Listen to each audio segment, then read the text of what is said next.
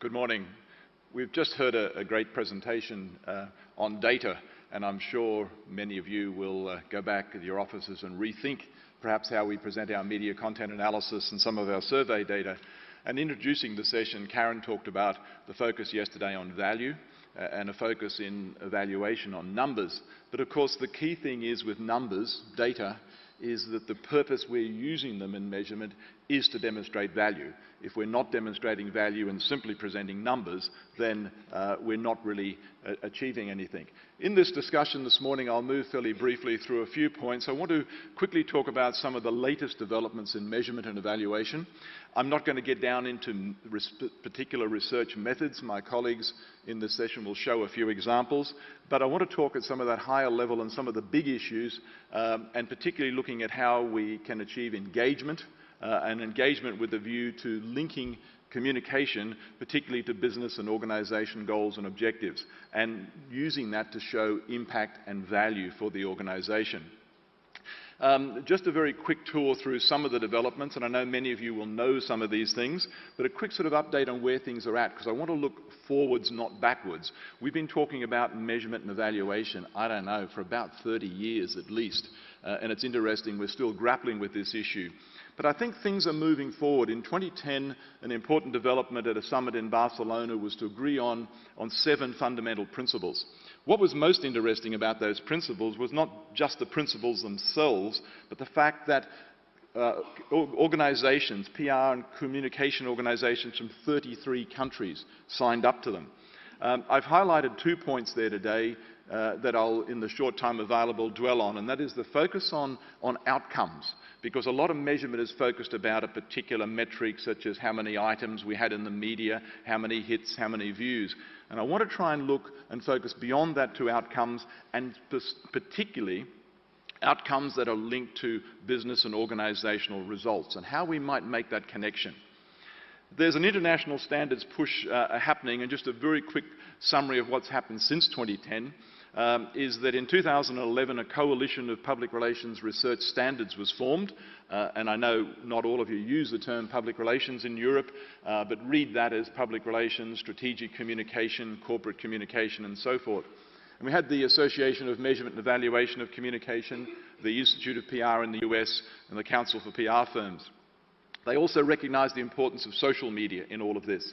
And in 2012, the same group joined with 8 further associations. So now we've got 11 organisations working together, those 3 founders, plus the PR Society of America, the CIPR in the UK, International Association of Business Communicators, and what's interesting, reaching out to other groups such as the Word of Mouth Marketing Association and Digital Analytics Association.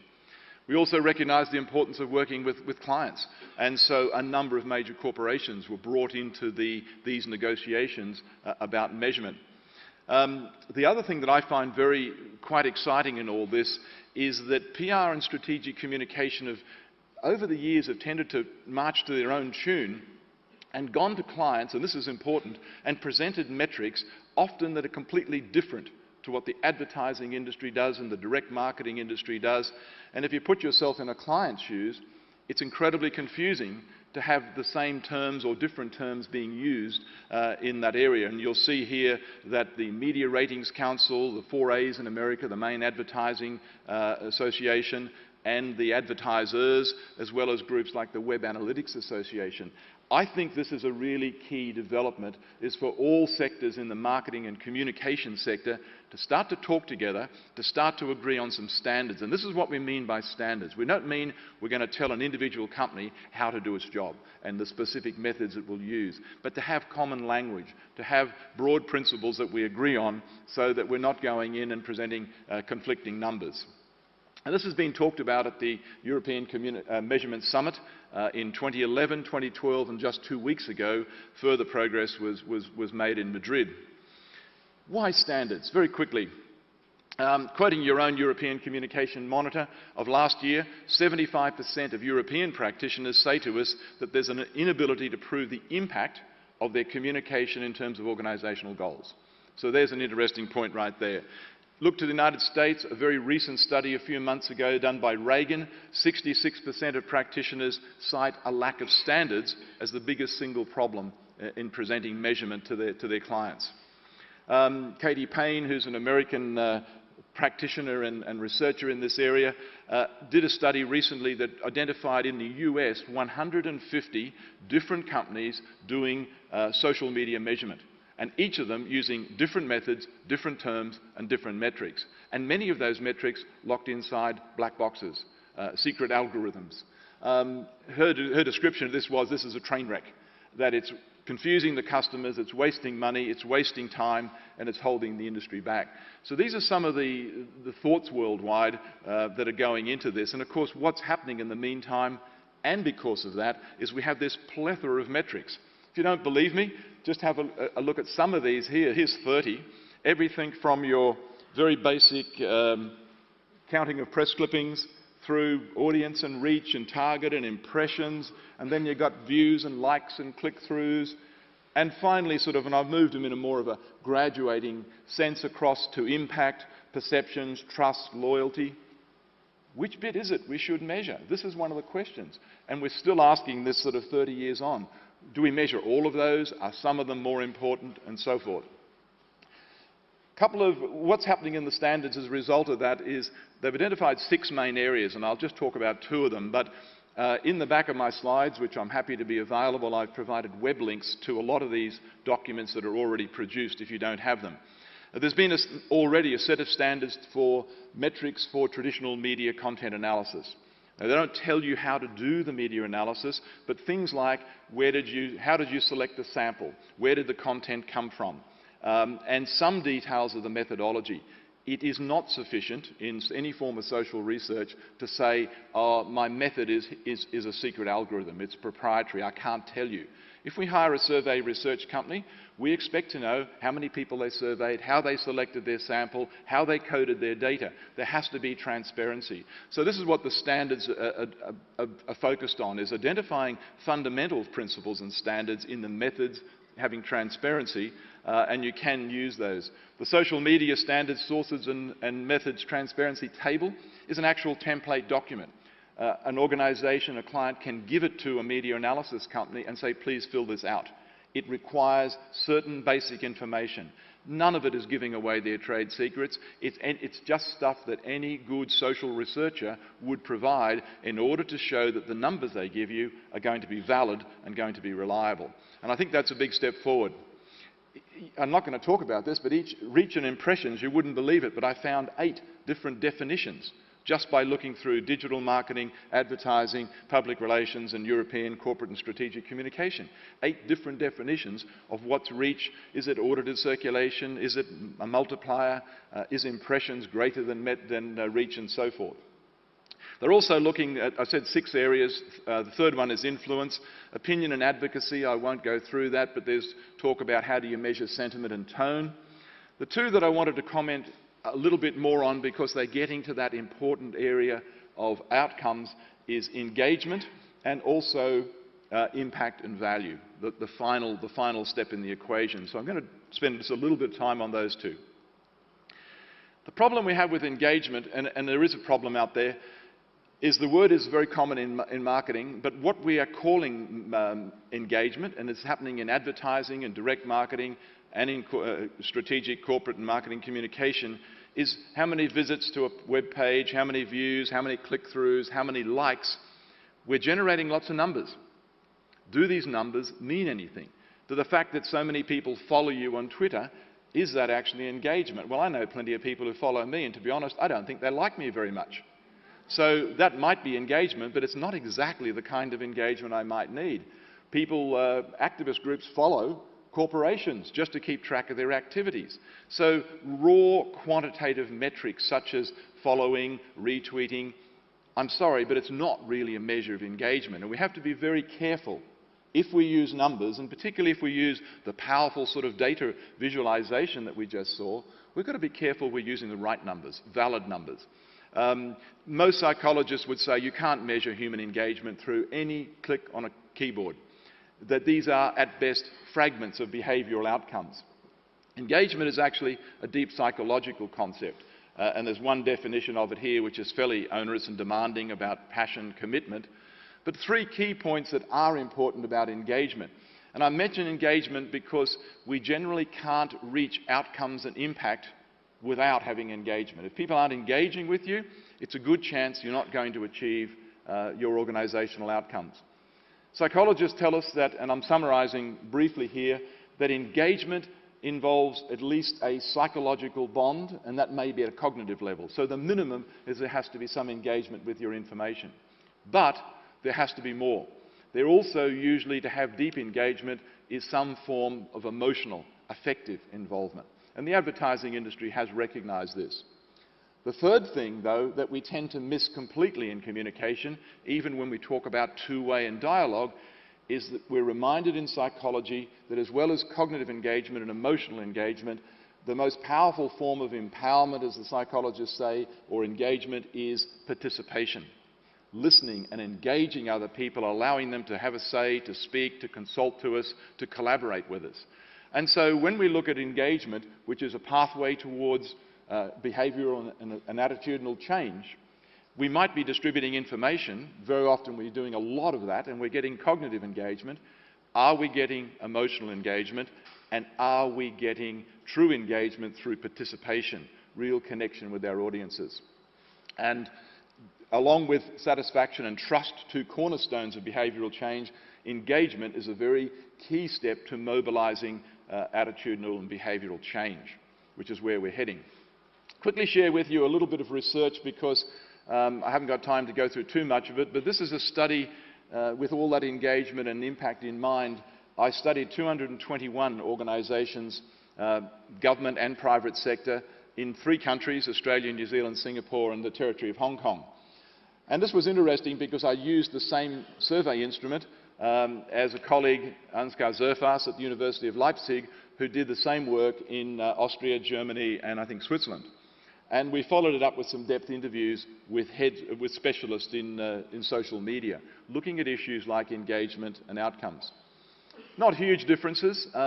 Australasia and Europe compared there, but no great surprise. Social networks, particularly the major social networks like Facebook, very dominant in corporate and organisational use, still well ahead of social text or Yammer or some of the more proprietary networks. Microblogging, again, Twitter dominant, although not in parts of Asia. If you go to Taiwan, for example, where I just studied the election, Plurk, which I think we hardly even use in Europe, was very, very dominant.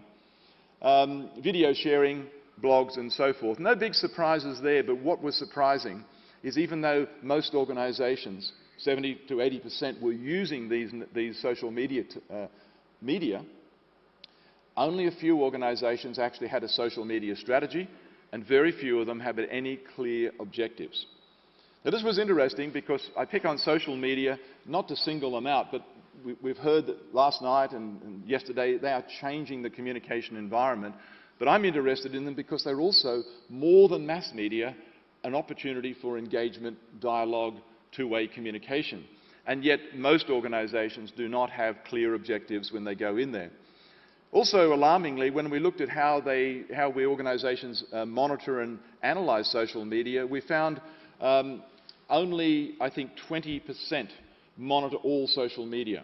The vast majority, about 2/3, do not monitor social media at all or monitor in a very ad hoc way. And only a very small percentage do any detailed qualitative as well as quantitative content analysis to look at what others are saying, how to respond and so forth. When we look at what organisations are concerned about, and I'm picking out just a few highlights here, I thought it would have been, fear of loss of privacy or breaches of confidentiality, some of those more serious risks. The most serious concern of communication professionals in both Australasia and Europe is loss of control of the message. We are focused on wanting to control the message. You don't have good relationships and you don't usually have good engagement when you have control. Try it with your wife, your husband, your children. Try and control them and see how good the engagement is. Qualitatively, see how good the relationships are. So I think there's a real issue with the control paradigm. We're used to a mass media era, advertising, placing the messages, keeping on message. Many scholars now talk about an illusion of control, because even if we control the message, we never ever control what's in the hearts and minds of our audiences. So to some extent it's been an illusion. We also found in this research, because of that focus on control and a lack of dialogue, there was a lack of engagement. It worries me that we're going to social media with all this opportunity for increased two-way interaction, and yet it's mostly up to 70 to 80% are being used for one-way transmission of our messages, and with very little listening. Although at the awards last night, I'm sure those who were there, it was very interesting to listen to the example of Nokia. And there are corporations doing it and showing the way. I'll just quickly show one slide from the European Communication Monitor of 2013, but just to draw your attention, it's even here in your own data. What are we doing? Delivering messages. Dialogue at the bottom. And it still worries me that we talk about engagement, we talk about two-way, but we're not doing it to that extent. So when we turn to impact and value, really the nirvana of measurement, if you like, first of all, we've got to recognise it usually doesn't happen without engagement. If we're not engaging with our audiences and influencing them, but particularly engaging, we're not likely to achieve the impact and the value we want. What is that value? Well, to me, that value, it would be lovely to stand here and say to you, I found the silver bullet. There's a magic formula for measurement. And I got a feeling we've been secretly pining for this magic bullet for 30 or 40 years, and it's probably why we still are not doing measurement well. To me, it's obvious that that final value comes in multiple forms. Some organisations want sales, want membership increases, want employee retention. Others, maybe government agencies, want to reduce the road toll or have people quit smoking or get fit and have better health. Some want relationships and reputation. So each of us tends to have different objectives.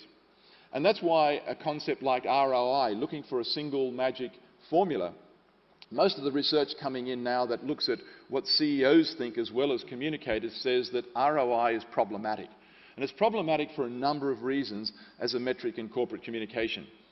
First of all, it is a financial accounting term. And when you talk to most senior management, not all, but most expect it to be a dollar value, and they expect it to be very well calculated, because we don't like to add up our balance sheets with errors. And the problem in corporate communication is ROI, most of the time, is actually miscalculated. In the majority of cases that we looked at in international studies, corporate communicators reported, for example, total income versus their operating costs. Most of us know that ROI, strictly speaking, is income versus gross operating costs, including capital costs. And also ROI, if you measure it in dollars, is not really relevant to many government agencies, NGOs, activist organisations, etc. So I'm picking on ROI as an example to say it's one of those magic metrics, value expressions we've been looking for and searching for. And by the way, there's ROE and ROMI. There's a whole series of derivatives where we're desperately trying to adapt ROI, but why are we looking for this silver bullet? To me, the value we present, the outcomes we present, simply have to be linked to the organisation's goals and objectives, whatever they be, and they will be varied. And I'll just finish by showing you one example of, and this is not necessarily the only way to do it, but to quickly discuss the fact that it is very challenging because there's diversity in objectives, but also one of the things that comes at that final connection. How do we know putting an Aston Martin or a Ford in a James Bond movie generates sales? How does a social media campaign like The Best Job in the World, a campaign from my country that won the first Cannes Award in PR, how do we know it generates sales? Actually, it didn't. That was the interesting thing. It won the award at Cannes, won a lot of notoriety, but didn't increase tourism. Some of the challenges we face are threefold. Organisation business outcomes are going to be macro level. They happen at a very high level. They often are long term, which I'm sure you'd agree with, and fundamentally we have to recognise they are multi-causal. It is very rare that just what you or I do will be singly responsible for the organisation achieving its goals. So how do we grapple with that? One of the tools that I've used successfully, definitely after gathering good data, you need the data to inform you, but is to take a logic model approach. Now, logic models are used in many areas, mostly for process management. And they look at inputs, outputs, and outcomes. This is just a simple schematic of a logic model. Here's another one. But logic models are about taking each activity that you do and showing how it connects to the next activity, to the next activity, and finally all the way to that end result. So if we can reverse a logic model, my argument is that and I've nicknamed this the toe bone to the ankle bone to the head bone, the leg bone, etc. model. That's a nickname. You don't have to use that. But a simple logic model approach, if we reverse it and work with management to first of all establish what is the ultimate outcomes they want. It might be profit. It might be something else. Now, I can't generate profit for an organisation as a communicator. The sales staff contribute to it, but so does the product quality people. There's multiple causes. So the job of measurement then is to show if you or I are doing communication, how can we logically connect to that ultimate outcome?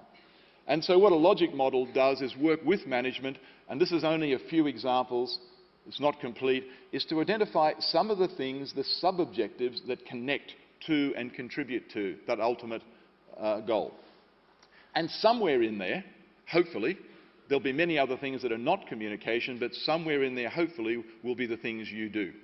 In fact, if the things you and I do are not able to be recognised in a logic model, connecting to ultimate outcomes, we probably should stop doing them.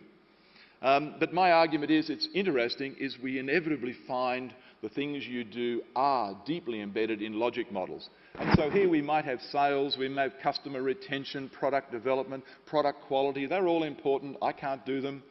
But I've put a couple of things up there. And there's also other overarching objectives like sustainability. And in sustainability, staff retention. And the way we discover these is by asking management. If you want to sustain the organisation, does it matter if your staff are not loyal? And usually they say, oh no, we need staff loyal, we need them motivated. So what are you or I doing that might contribute to that? And then what you show in a logic model is you can often go through and plot, and I've marked them in red, just some examples, of things that we do, whether it's a staff newsletter, whether it's media publicity, where does it fit in that flow diagram that flows all the way through and connects? Now I've only talked very briefly about it. That's just one example of a completed one that looked at two main objectives, showed the various steps, and then plotted the communication activities alongside each of those. I've written some papers on logic models and using it to connect outcomes. My overall summary is we have to focus on outcomes.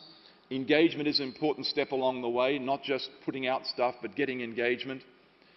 Engagement is about listening. It's two-way to our audiences, but we have to connect our communication outcomes to organisation goals.